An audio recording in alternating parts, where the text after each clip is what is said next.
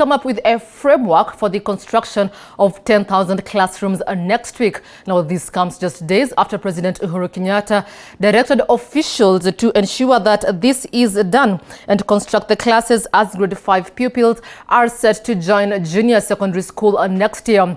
Lavin Atieno with an in-depth. With only 1 year to go before the Pioneer CBC class joins junior secondary, school heads are still struggling to accommodate all students amidst the 100% transition program by the Ministry of Education. The move is anticipated to augment the current infrastructural capacity in secondary schools, which are already crowded. Addressing the press after inspecting Nanyuki High School, Principal Secretary for Early Learning and Basic Education, Dr. Julius Juan, say they will from next week issue a directive on how the program will be implemented following the presidential directive.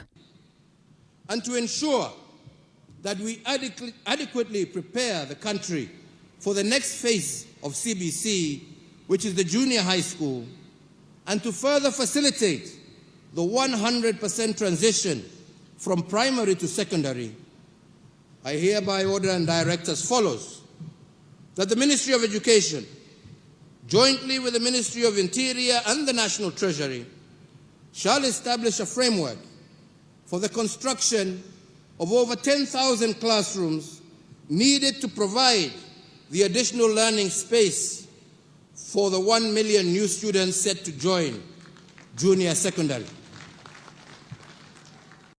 That the National Treasury engages Parliament to appropriate 8 billion shillings towards the construction of classrooms.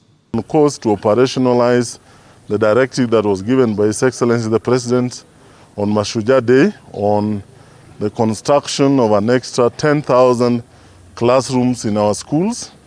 We had already analyzed the needs of the schools, and we have indicated the number of classrooms that the specific schools are going to get out of the 10,000 in every sub-county. By next week, we'll be probably advertising to indicate how the process is going to move forward once we get a green light from Treasury.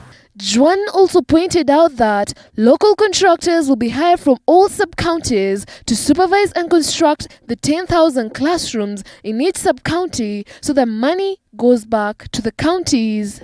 He wants this to be handled in the context of economic stimulus package. That means we are going to get local contractors in every sub-county, and these are the people who are going to be given the work so that pesa iende mashinani.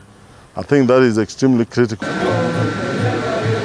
Lavin Atieno reporting for TV 47.